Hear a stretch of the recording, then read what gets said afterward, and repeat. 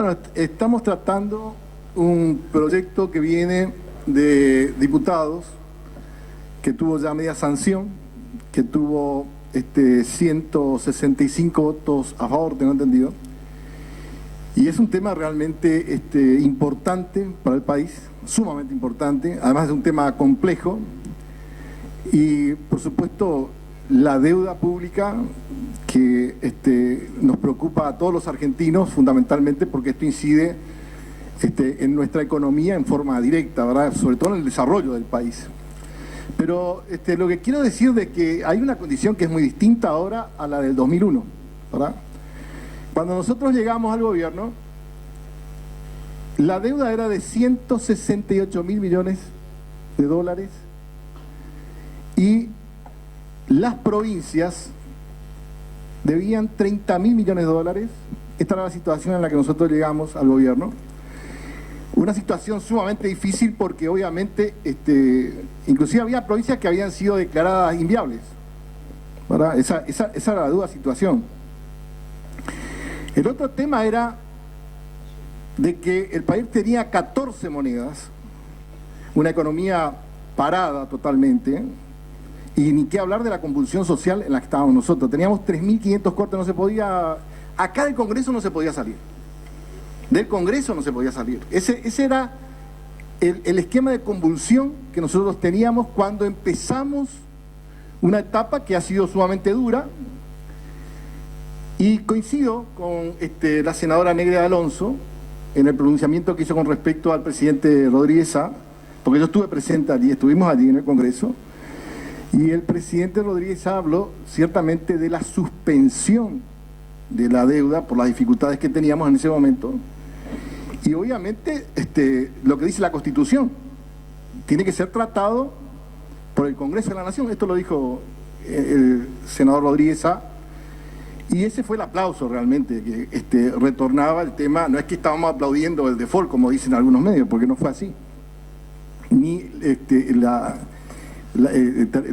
suspender el pago de la deuda. Entonces, lo que acá se buscó es cómo recomponer, en primer lugar, la situación social. Y para eso hay que tener un plan de gobierno. Perón decía gobernar es dar trabajo. No quitar trabajo, dar trabajo. Y Néstor Kirchner, cuando estuvimos nosotros con él, nos dijo clarito, en este momento tenemos afectado el 6.5 del PBI a pagar la deuda. El 6.5. Lo cual es absolutamente inviable, porque ese número está dibujado. No podemos pagar el 6.5 porque de ninguna forma podemos resolver el problema de la deuda externa, no podemos resolver el problema de las provincias, no podemos resolver el problema de 14 monedas, que en ese momento eran casi 3.000 millones de pesos, 3.000 millones de dólares, perdón, que había que reponer, y era una situación altamente difícil, ¿verdad? Y por eso nos dice, lo que nosotros podemos hacer, y estudiando los números, en la posibilidad que tiene el país, podemos llegar a pagar el 2.5%, esto lo dijo Labaña, en esa reunión que tuvimos, si crecemos. Si no crecemos, hay que volver a renegociar la situación. Pero lo factible es 2.5 del PBI. Este fue el criterio. La deuda que había quedado impaga, que había quedado, son los bonos defaulteados, alcanzaba más o menos 82 mil millones de dólares. 82 mil millones de dólares. El primer canje fue de 64 mil millones, o sea, cuando se planteó los 82 mil millones, 64.500 millones aproximadamente fue el canje, lo que equivalía más o menos al 76% de la deuda. Esa fue, pero lo que yo me acuerdo que fue con todas las dificultades, porque teníamos enemigos adentro y enemigos afuera, ¿verdad? Porque había gente que decía que esto era imposible lograr. Pero en eso tenemos que reconocer la visión que tuvo Kirchner, la tenacidad que tuvo, ¿verdad? Para reconvertir esa deuda, que era de imposible cumplimiento, Ahora, yo me acuerdo de todos los pronunciamientos que había, y por supuesto de todos estos expertos en economía que hablan en todos los programas de televisión que nunca cumplen lo que dicen, porque esto, como decía, ya nos pasó en el megacanje, que decía que después del megacanje venía el paraíso, ¿verdad? Y después de 6 meses vino el infierno. Porque el tema era, una vez que entremos en el mega canje, o sea, transformar la deuda de 30.000 en 52.000 millones, y allí están los de guantes blancos, que cobran comisiones de 300 millones en ese momento. Ahora también hay de guantes blancos que cobran comisiones, ¿verdad? Tremendas comisiones. Y eso sí que realmente es una cosa que mucha gente no ve, pero es un pago, ¿verdad?, a la usura y a la intermediación de la usura. Esta es la realidad. Bueno, todas esas dificultades hemos pasado, pero en medio de esas dificultades, el país tenía un plan social y un plan de crecimiento. Y fue creciendo progresivamente. Fíjense si crecimos. Que hay cosas que mucha gente no maneja, obviamente, pero nosotros teníamos, ¿verdad?, un consumo energético de 13.000 megavatios y cuando se termina nuestra gestión, 26.000 megavatios. ¿Y quién puso los otros 13.000 megavatios? Para que al que conoce el tema energético, Yacyretá, que estaba en 2.000 megavatios, nuestro gobierno le llevó a la cota correspondiente y sumó 1.200 megavatios. Esa fue una obra sumando 1.200 megavatios. El tema de Atucha, ¿verdad?, la extensión de redes, 5.000 kilómetros de redes, se duplicó el consumo energético. Hoy al país, para que el país tenga más tranquilidad, debemos tener por lo menos 30.000 megavatios de potencia instalada, ¿verdad?, pero por ese crecimiento que nosotros tuvimos. Entonces, ¿cuál fue la condición en la que recibimos nosotros? Un país con 100.000 millones de PBI. Y fíjense la canalización del esfuerzo del pueblo argentino, que nosotros cuando entregamos el gobierno estaba en casi 500.000 millones del PBI. Esto son cifras contundentes, ¿eh? Y de lo que yo me acuerdo, porque estoy acá del 2001, fue la recaudación, la última recaudación que tuvimos en la crisis fue 2.400 millones. Y la última recaudación que entregó este gobierno, que dice que está parado, fue de 144.000 millones de pesos. 144.000 millones de pesos. Por eso, lo importante acá es el plan de gobierno que se tiene. Obviamente que en la segunda reestructuración, en donde se presentó una oferta sobre 18.000 millones, los que arreglaron fueron 12.000 millones, y en total la reestructuración de la deuda, que alcanzó casi el 93%, sobre 81.800 millones, fue más de 75.000 millones de pesos. O sea, ese fue el éxito de la reestructuración de la deuda, y no se habló ahí ni de comisiones, ni de pagos de honorarios, ni de los muchachos de estos, los bancos, que están ahí siempre alerta para intermediar, que no es barato su intermediación, ¿verdad? Y que siempre se llevan una platita extra, ¿verdad? Pero eso, bueno, no tiene problema porque es todo en blanco, ¿verdad? Entonces, y obviamente que quedó ese 7%. Ahora, ¿cuál es el problema del 7%? El problema del 7%, que son los holdouts, o sea, los que quedaron afuera.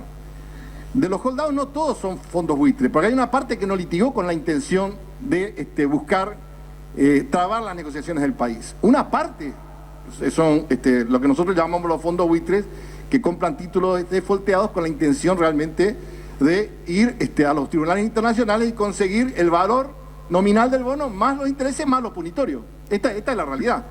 Ahora, la realidad también es que, porque la única verdad es la realidad, de que nosotros seguimos jurisdicción.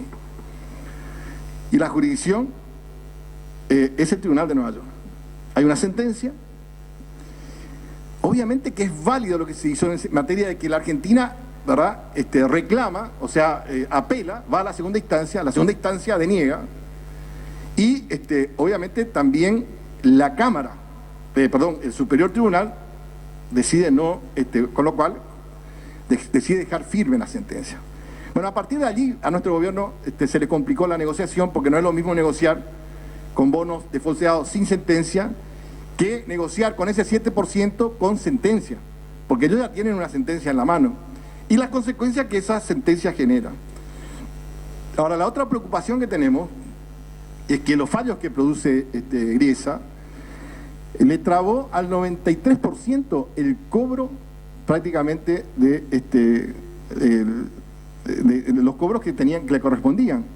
O sea, hace un año, casi 2 años que esos fondos no cobran.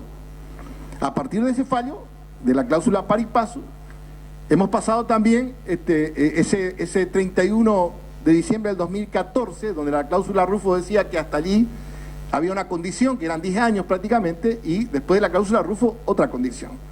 Bueno, a partir de acá, ¿verdad?, hay una decisión por parte del gobierno. Es decir, bueno, vamos a acatar el fallo y vamos a negociar. Fueron a negociar. Para mí también no fue una negociación buena. Pero realmente tenemos un fallo y ese fallo pone en peligro el 93%.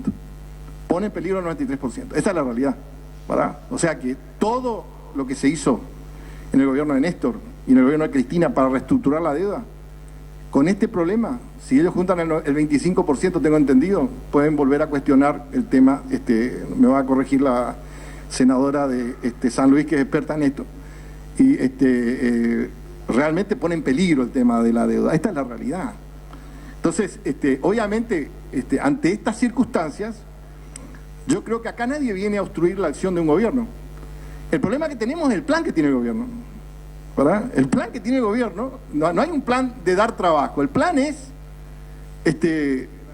no hay plan. El plan es que no hay plan, ese es el tema. Entonces, echamos gente, devaluamos brutalmente, pero fíjense ustedes, un dato nada más, sobre 32.000 despidos, se ahorraron 320 millones de pesos. Y con la devaluación a la deuda sumaron ya 55.000 millones de pesos, más 10.000 millones de pesos que perdieron por recaudación, porque la recaudación cayó, ¿verdad? Porque estas medidas son altamente recesivas. Altamente. Esta es la mayor preocupación que tenemos, ¿verdad? Porque estamos mal y vamos peor, ¿verdad? Vamos peor. Advertimos esto para que después no digan el peronismo o el justicialismo, eso tal cosa. Con este impuestazo que le metieron, y además con el tema de los servicios. Miren, hay gente que, al caso de carnicerías, le venía 6.000 pesos de luz, ahora le viene 20.000 pesos de luz, pero ni si vende el doble puede pagar. Por eso este plan es altamente recesivo. Ya empezó la parábola decadente. Guarda con ese tema, porque 10.000 millones menos en la recaudación, o sea, ahorraron 320 millones en los despidos a troche y moche, y ya perdieron, en un solo mes perdieron 10.000 millones, o sea, lo que hubiese servido para financiar prácticamente 3 años. Y esta es la concepción que tienen algunos, que dicen acá hay que aplicar un shock en la economía, y ese shock hay que tener cuidado. Si hubiese sido un esquema progresivo, porque obviamente que era un sistema injusto el sistema tarifario, porque acá en la capital se pagaba 2 pesos y nosotros en las provincias pagábamos un alto costo. Ese fue un error nuestro. ¿Verdad? Pero de ahí a llevar el precio de la nafta de 12 pesos a 20 pesos, me parece a mí que es un exceso. Ahora, no escucho las cacerolas. En ninguna de estas medidas escucho cacerolas, ¿verdad? Es porque obviamente tenían esperanza en que esto se iba a revertir. Pero les vuelvo a decir, yo voy a acompañar en general y en particular voy a objetar algunos artículos, y obviamente que nosotros esperamos realmente que cambie el rumbo del gobierno y que aplique políticas que den trabajo, porque de lo contrario, en corto plazo vamos a tener serios problemas. Gracias, presidente. Gracias, señor senador. Tiene la palabra la senadora